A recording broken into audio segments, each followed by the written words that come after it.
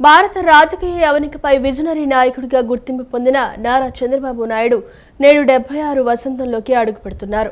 ఉమ్మడి ఆంధ్రప్రదేశ్ అభివృద్ధిని పరుగులు పెట్టించిన, నవ్యాంధ్ర నిర్మాణానికి పునాదులు వేసిన అది ఆయనకే సాధ్యమైంది.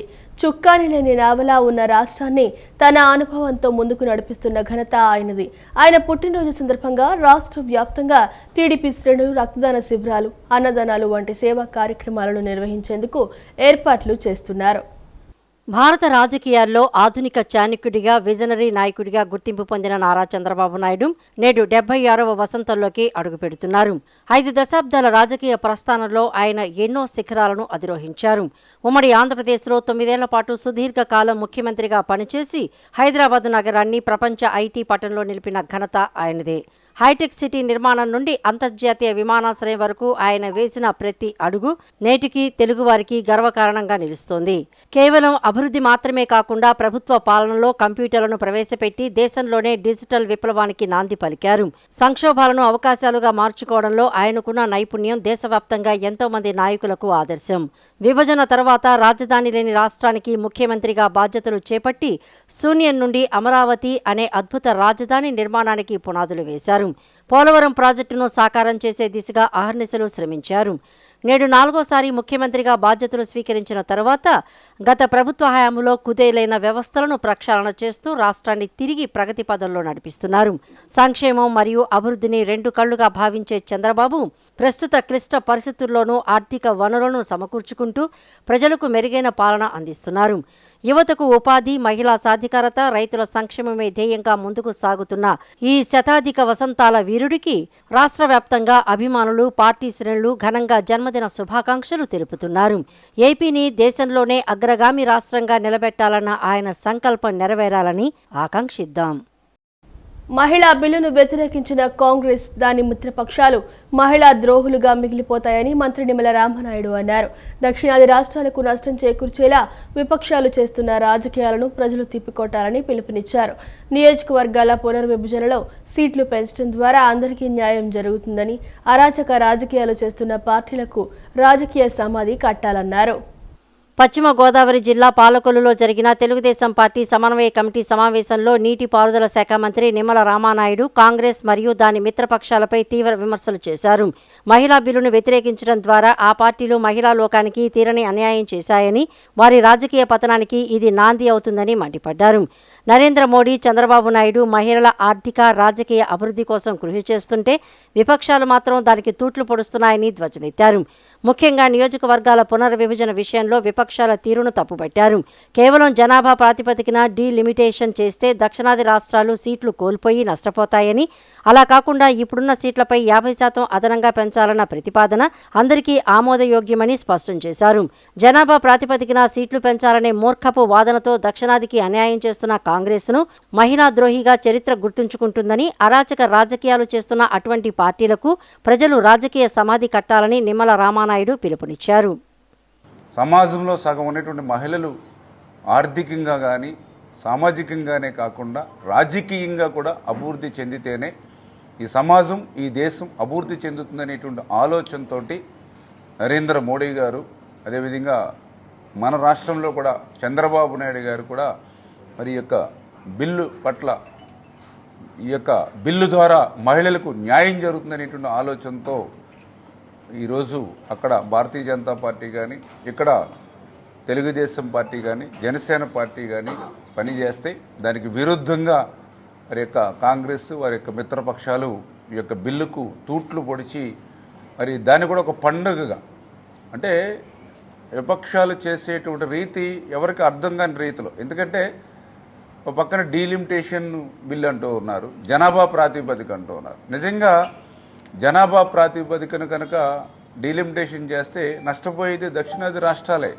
ఎందుకంటే 2023లో జరిగినటువంటి ఈ యొక్క జనాభా లెక్కల ప్రకారం చూస్తే, అదేవిధంగా రేపు ఏదైనా జనాభా లెక్కల ప్రకారం చూసినా కూడా మనకి సీట్లు తగ్గేటువంటి ప్రమాదం ఉంది. అట్లా కాకుండా ఈరోజు నరేంద్ర మోడీ గారు నిజంగా బెస్ట్ చాయిస్ ఏదైతే ఇప్పుడు ఉన్నటువంటి సీట్లు పెంచి ఈరోజు డీలిమిటేషన్ అని అంటే ఎవ్వరికి ఎక్కడ ఇబ్బంది లేనటువంటి పరిస్థితి.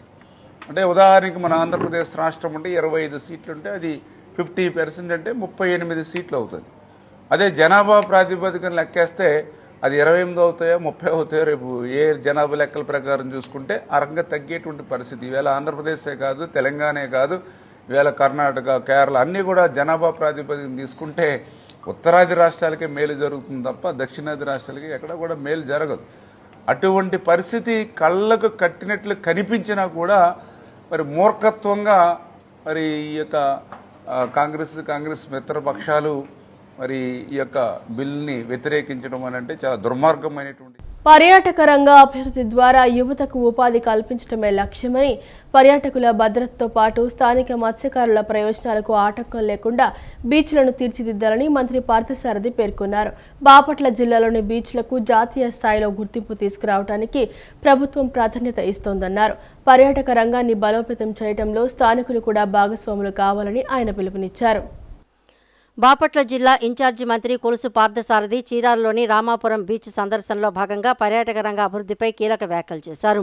బాపట్ల జిల్లాలోని చీరాల, సూర్యలంక బీచ్లకు దేశవ్యాప్తంగా మంచి గుర్తింపు ఉందని, వీటిని మరింతగా అభివృద్ధి చేయడం ద్వారా యువతకు పెద్దపీట వేస్తూ ఉపాధి అవకాశాలు కల్పించవచ్చని పేర్కొన్నారు. శ్రీలంక వంటి దేశాలు పర్యాటక రంగంతోనే అభివృద్ధి చెందాయని గుర్తు చేస్తూ ఏపీ ముఖ్యమంత్రి కూడా రాష్ట్రంలో పర్యాటక రంగానికి అధిక ప్రాధాన్యత ఇస్తున్నారని తెలిపారు. అదేవిధంగా బీచ్లకు వచ్చే పర్యాటకుల భద్రత అత్యంత ముఖ్యమని, వారికి స్థానికులు కూడా పూర్తి సహకారం అందించాలని మంత్రి సూచించారు. పర్యాటకులను ఆకర్షించేలా మౌలిక వసతులు కల్పించే క్రమంలో స్థానిక మత్స్యకారుల జీవనోపాధికి ఎలాంటి ఆటంకాలు కలగకుండా జాగ్రత్తలు తీసుకోవాలని అధికారులను ఆదేశించారు. ప్రభుత్వం పర్యాటక రంగాన్ని ఒక ప్రధాన ఆర్థిక వనరుగా తీర్చిదిద్దుతోందని ఈ సందర్భంగా ఆయన స్పష్టం చేశారు. బాపట్ల జిల్లా అభివృద్ధిలో ఈరోజు లిఖించదగ్గ రోజు అని చెప్పేసి మనవి చేస్తా ఉన్నాను. బాపట్ల సముద్రం ఉందని ఇప్పటి వరకు తెలుసు, కానీ రాబోయే రోజుల్లో ఇదొక టూరిజం స్పాట్గా ప్రపంచవ్యాప్తంగా, దేశవ్యాప్తంగా పేరు పొందబోతుందని చెప్పేసి మనవి చేస్తున్నాను. మరి గత ప్రభుత్వం అభివృద్ధిని అన్ని రంగాల్లో కూడా, ఇండస్ట్రీ కానివ్వండి, టూరిజం కానివ్వండి, అగ్రికల్చర్ కానివ్వండి, అన్ని రంగాలను కూడా గాలికి వదిలేసి రాష్ట్రాన్ని అప్పులు పాలు చేసేస్తే ఈరోజు ముఖ్యమంత్రి గారు మనకున్న సహజ వనరుల్ని అవకాశంగా తీసుకుని, మనకున్న మానవ వనరుల్ని అవకాశంగా తీసుకుని ఈరోజు ఇండస్ట్రీ కానివ్వండి, టూరిజం కానివ్వండి, అదేవిధంగా అగ్రికల్చర్ సెక్టర్ కానివ్వండి, ఫిషరీస్ కానివ్వండి, అన్ని రంగాలను కూడా అభివృద్ధి చేస్తానికి ప్రత్యేకంగా పాలసీస్ తీసుకొచ్చి, ఇదేదో ఉపన్యాసాలు లేకపోతే మాటలు చెప్పడం కాదు, పాలసీస్ దాదాపు 25 పాలసీస్ వివిధ రంగాల్లో, మరి టూరిజం కానివ్వండి, టూరిజంకి ఒక ఇండస్ట్రీ స్టేటస్ ఇచ్చి మరి డెవలప్ చేస్తున్న విషయం. ఇప్పటి వరకు కొన్ని ఒక 1000-2000 రూమ్స్ ఉంటే ఈరోజు 50,000 రూమ్స్కి ప్రభుత్వం ఇప్పటికే సంతకాలు చేసిందని చెప్పేసి మనం చేస్తాను. 5 స్టార్, 3 స్టార్, 2 స్టార్ హోటల్స్. భవిష్యత్తులో ఈ టూరిజం ఆంధ్రప్రదేశ్లో ఒక ప్రముఖమైన రంగం కాబోతుందని చెప్పేసి మనం చేస్తా ఉన్నాను. మరి ఈ ప్రభుత్వం వీటిని అభివృద్ధి చేస్తున్నతో పాటు 20 లక్షల ఉద్యోగాలు కల్పించాలి 5 సంవత్సరాల్లో ఈ రాష్ట్రంలో యువకులకి. ఎందుకంటే గత పరిపాలనలో ఎవరికీ ఉపాధి లేదు. ఎందుకంటే ఇండస్ట్రీని తీసుకురాలేదు. ఉన్న ఇండస్ట్రీసే వారి విధానాల మూలంగా, వారి యాటిట్యూడ్ మూలంగా రాష్ట్రం నుంచి పారిపోవడం జరిగింది. మరి ఈరోజు మరి వాళ్ళందరూ కూడా ప్రపంచవ్యాప్తంగా ఉన్న పెట్టుబడిదారులందరూ కూడా ఆంధ్రప్రదేశ్ వైపు చూస్తూ ఉన్నారు. సో వాటి ద్వారా, టూరిజం ద్వారా కానీ, ఈ ఇండస్ట్రీస్ ద్వారా కానీ, సాఫ్ట్వేర్ కానివ్వండి, వీటన్నిటి ద్వారా 20 లక్షల ఉద్యోగాలు కల్పించాలనే లక్ష్యంతో ఈ ప్రభుత్వం పనిచేస్తుందని చెప్పేసి మనం ప్రజల జీవితాల్లో గొప్ప మార్పు తీసుకురాగలిగే పీఎం సూర్యఘర్ పథకం ప్రారంభించడం చాలా ఆనందంగా ఉందని మంత్రి బీసీ జనార్దన్ రెడ్డి వ్యాఖ్యానించారు. దేశవ్యాప్తంగా 1 కోటి గృహాలకు ఉచిత విద్యుత్ అందించాలనే మహత్తర లక్ష్యంతో ఈ పథకం అమలు చేస్తున్నారని పేర్కొన్నారు. దేశంలో ఎక్కడా లేని విధంగా ఒక్క ఆంధ్రప్రదేశ్లో మాత్రమే సీఎం చంద్రబాబు నాయకత్వంలో ఎస్సీ ఎస్టీలకు 100% సబ్సిడీతో సోలార్ ప్యానెల్స్ అందిస్తున్నామని చెప్పుకొచ్చారు. ప్రజల జీవితాల్లో గొప్ప మార్పు తీసుకురాగలిగే పీఎం సూర్యఘర్ పథకం ప్రారంభించడం చాలా ఆనందంగా ఉందని మంత్రి బీసీ జనార్దన్ రెడ్డి వ్యాఖ్యానించారు. దేశవ్యాప్తంగా 1 కోటి గృహాలకు ఉచిత విద్యుత్తు అందించాలనే మహత్తర లక్ష్యంతో ఈ పథకం అమలు చేస్తున్నారని పేర్కొన్నారు. ఈ పథకం ద్వారా ఎస్సీ ఎస్టీ లబ్ధిదారులకు 100% సబ్సిడీతో ఉచితంగా సోలార్ ప్యానెల్స్ ఏర్పాటు చేసుకునే అవకాశాన్ని కేంద్ర ప్రభుత్వం కల్పించిందని తెలిపారు. దేశంలో ఎక్కడా లేని విధంగా ఒక్క ఆంధ్రప్రదేశ్లో మాత్రమే సీఎం చంద్రబాబు నాయకత్వంలో ఎస్సీ ఎస్టీలకు 100% సబ్సిడీతో సోలార్ ప్యానెల్స్ అందిస్తున్నామని చెప్పుకొచ్చారు. ఇతర వర్గాలకు 40% వరకు సబ్సిడీ లభిస్తుందని పేర్కొన్నారు. బనగానపల్లె నియోజకవర్గంలో 4,606 మంది, బనగానపల్లె మండలంలో 2,910 మంది ఎస్సీ, ఎస్టీ లబ్ధిదారులు ఈ పథకం ద్వారా ప్రయోజనం పొందుతున్నారని వివరించారు. ఈ యొక్క పిఎం సూర్య గారి పథకాన్ని కేంద్ర ప్రభుత్వము మరియు మన ప్రభుత్వం కూడా కలిసి ఈ యొక్క పథకాన్ని దిగ్విజయం చేయాలని, అదేవిధంగా ఈ పథకం వల్ల ఎన్నో ప్రయోజనాలు ఉన్నాయని, ముఖ్యంగా ఎస్సీ, ఎస్టీ లబ్ధిదారులకు 100% కూడా ఇది ఫ్రీగా ఉచితంగా కూడా పొందడం జరుగుతుంది. అదేవిధంగా ఏదైతే ఈ పథకం ద్వారా ఇతర వర్గాల వారికి కూడా 40% వరకు సబ్సిడీ ఇవ్వడం జరుగుతూ ఉంది.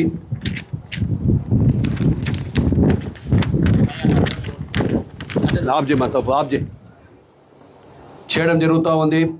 కేవలం ఇది ఉచిత విద్యుత్ మాత్రమే కాదు, దీన్ని పునరుత్పాదక శక్తి వైపు తీసుకెళ్లేటువంటి అవకాశం ఉంటుంది.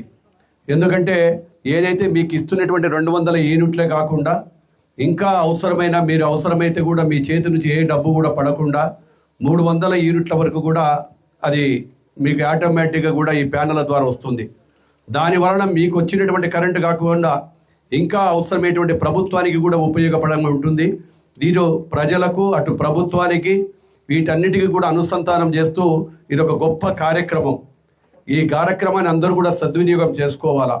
దీనివలన భవిష్యత్తులో మనకు ఎలాంటి ఎండాకాలమైనా, ఏ వర్షాలు పడినా పడకపోయినా, లేకుంటే ఎక్కడైనా ఉన్నా కానీ కూడా మనకు అభివృద్ధి, ఒకవేళ కరెంటు పవర్ కట్ కూడా అనేది ఉండదు. వాటి వల్ల ఎన్నో ఉపయోగాలు పడతాయి. వాటన్నిటిని కూడా తీసుకొని ఈరోజు ఈ యొక్క కార్యక్రమాన్ని చేసుకోవడం జరుగుతూ ఉంది. హైదరాబాద్ డ్రగ్స్ కేసుతో తనకు ఎలాంటి సంబంధం లేదని, తాను నిష్కలంకితుడనని ఏలూరు ఎంపీ పుట్ట మహేష్ కుమార్ స్పష్టం చేశారు. ఈ కేసులో వస్తున్న ఆరోపణలన్నీ అవాస్తవాలని, విచారణలో తాను కడిగిన ముత్యంలా బయటకు వస్తానని ఆయన విశ్వాసం వ్యక్తం చేశారు. దాదాపు 40 రోజుల తర్వాత ఆదివారం తొలిసారిగా ఏలూరు చేరుకున్న ఆయనకు గన్నవరం విమానాశ్రయం నుంచి ఏలూరు క్యాంపు కార్యాలయం వరకు వేలాది మంది కార్యకర్తలు, అభిమానులు 300కు పైగా వాహనాలతో ఘన స్వాగతం పలికారు.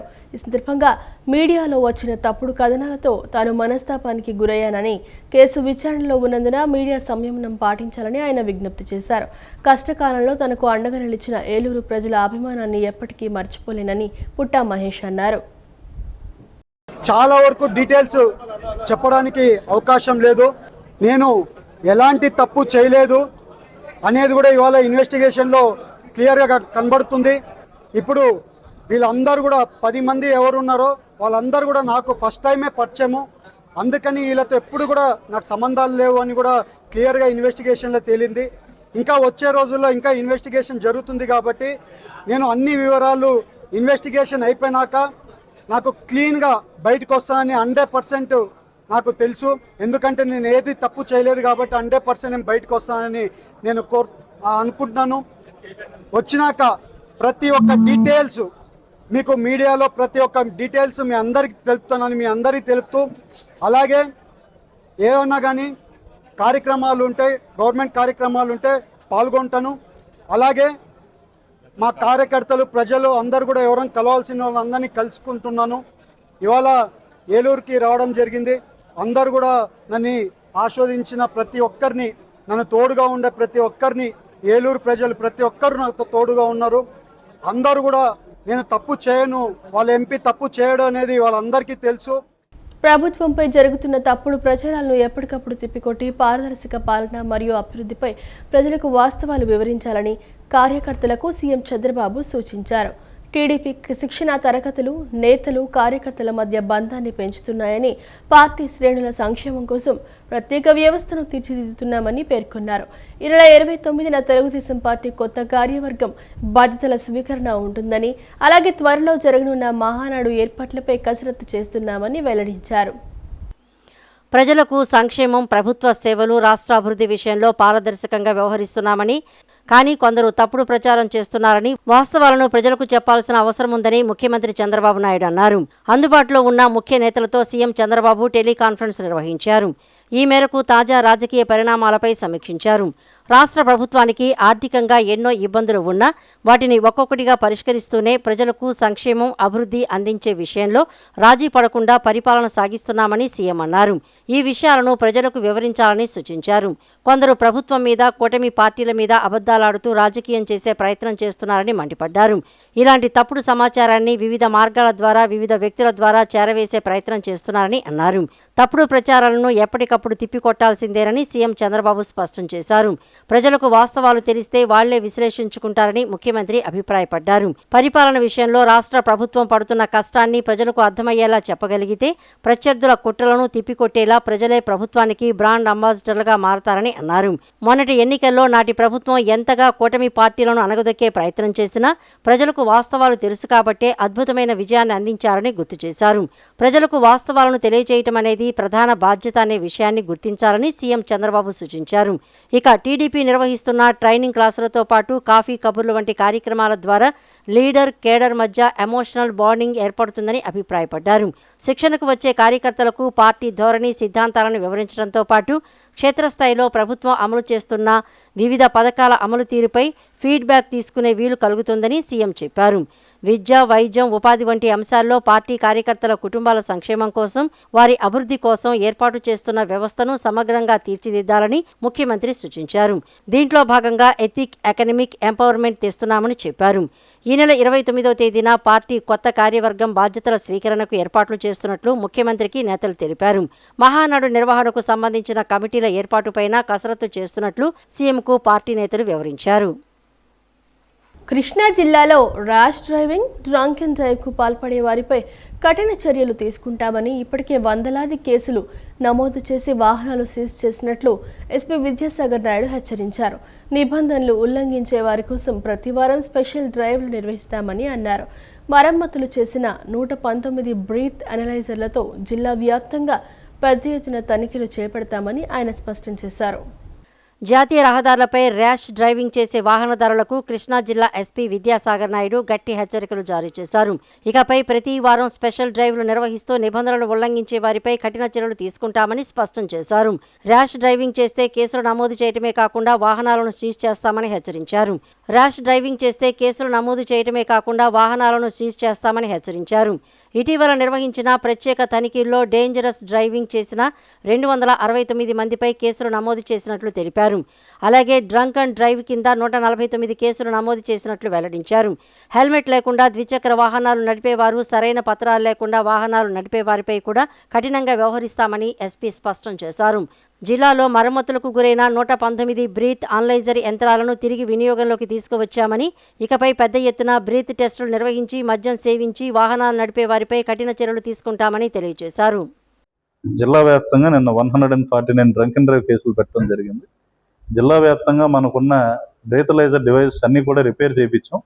ఎంటైర్ ఆల్ స్టేషన్స్లో ఇప్పుడు దాదాపు 119 బ్రీతలైజర్ డివైజెస్ ఫంక్షనాలిటీలోకి వచ్చినాయి. అంతకుముందు చూసుకుంటే అవి డబుల్ డిజిట్లో ఉండేవి, 20-30 వరకు ఉండేవి ఫంక్షనాలిటీ. ఇప్పుడు దాన్ని 119 పెంచాము.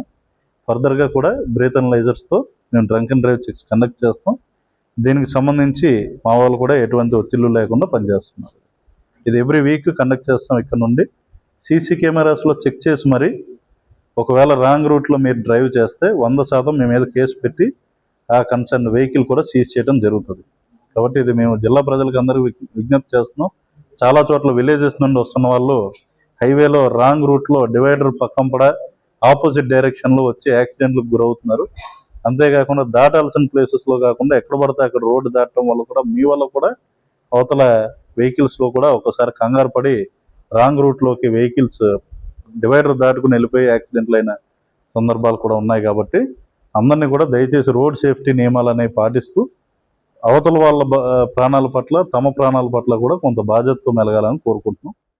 కృష్ణా జిల్లా దివిసీమలోని అభినవ మేల్కోటగా ప్రసిద్ధి చెందిన ఉల్లిపాలెం శ్రీమన్నారాయణ స్వామి ఆలయంలో మహాయజ్ఞ కార్యక్రమాలు ఆదివారం అత్యంత వైభవంగా ప్రారంభమయ్యాయి.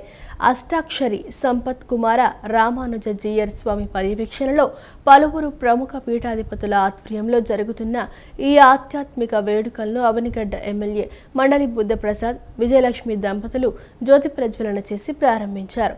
ఈ సందర్భంగా ఎమ్మెల్యే దంపతులు శ్రీ విశ్వక్సేన ఆరాధనతో పాటు వివిధ విశేష పూజా కార్యక్రమాల్లో పాల్గొన్నారు. రానున్న 10 రోజుల పాటు జరిగే యజ్ఞ క్రతువుల విశిష్టతను జీఆర్ స్వామివారికి వివరించారు. ఈ కార్యక్రమంలో పలువురు ప్రముఖులు మరియు భక్తులు పెద్ద సంఖ్యలో పాల్గొని స్వామివారిని దర్శించుకున్నారు. శ్రీ శ్రీ శ్రీ అష్టాక్షరి సంపత్ కుమార్ జీయర్ స్వామి వారు కోట్ల రూపాయలు ఖర్చు పెట్టి దీన్ని పునరుద్ధరణ చేయించారు. ఇవాళ అభినవ మేల్కోటేగా ప్రసిద్ధి పొందిన క్షేత్రం. ఇలాంటి మహోన్నత క్షేత్రంలో ఇవాళ ప్రపంచ శాంతిని కాంక్షిస్తూ శ్రీమన్నారాయణ మహాయజ్ఞాన్ని మన మన అష్టాక్షరి జీరస్వామి వారికి కనపడుతుంది. ఇది చాలా విగ్రహంతో కూడిన కార్యక్రమం అయినప్పుడు కూడా వారు తన పురస్కందాల మీద వేసుకుని ఈ కార్యక్రమాన్ని నిర్వహించడం, ఈ రాష్ట్ర వ్యాప్తంగా ఉన్న వారి శిష్యులందరూ కూడా సహకరించడం, భక్తులందరూ కూడా సహకరించడం, ఇది ఈ ఉత్సవాలు ఈ రోజున ప్రారంభమైంది.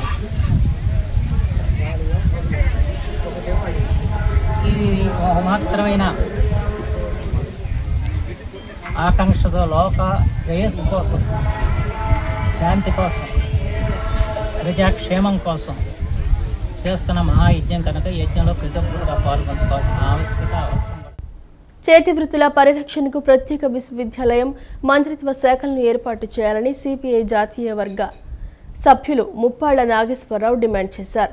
ప్రభుత్వం స్పందించకుంటే రాష్ట్ర వ్యాప్త ఉద్యమం చేపడతామని హెచ్చరించారు. ఆధునికత వల్ల సంక్షోభంలో ఉన్న వృత్తిదారులను ఆదుకోవటానికి కార్పొరేషన్లకు నిధులు కేటాయించాలని మరియు వారి ఆత్మ గౌరవం కోసం ఐక్యంగా పోరాడాలన్నారు. మంగళగిరిలో జరిగిన ఆంధ్రప్రదేశ్ రాష్ట్ర స్థాయి చేతి వృత్తిదారుల వర్క్షాపులో సిపిఐ జాతీయ కార్యవర్గ సభ్యులు ముప్పాళ్ల నాగేశ్వరరావు ప్రసంగిస్తూ అంతరించిపోతున్న చేతి వృత్తుల పరిరక్షణకు ప్రత్యేక విశ్వవిద్యాలయాన్ని అలాగే కేంద్ర రాష్ట్ర స్థాయిలో ప్రత్యేక మంత్రిత్వ శాఖలను ఏర్పాటు చేయాలని డిమాండ్ చేశారు. ఆధునిక పారిశ్రామికీకరణ మరియు సాంకేతిక మార్పుల వల్ల సంప్రదాయ వృత్తులు తీవ్ర సంక్షోభంలో కూరుకుపోయాయని, ప్రభుత్వాలు కేవలం మాటలకే పరిమితం కాకుండా క్షేత్రస్థాయిలో నిధులు కేటాయించి వారిని ఆదుకోవాలని కోరారు. ముఖ్యంగా నిధులు లేని కార్పొరేషన్లు అరకొరగా అందుతున్న విశ్వకర్మ పథకం ఫలితాలు వృత్తిదారుల జీవన ప్రమాణాలను మెరుగుపరచడంలో విఫలమయ్యాయని ఆయన విమర్శించారు. గ్రామీణ ఆర్థిక వ్యవస్థకు వెన్నెముకగా ఉన్న రజక, నాయి, బ్రాహ్మణ, కుమ్మరి, వడ్రంగి, చేనేత వంటి సుమారు 30 రకాల వృత్తుల ప్రతినిధులు ఈ వర్క్షాపులో పాల్గొని తమ ఆవేదనను వ్యక్తం చేశారు.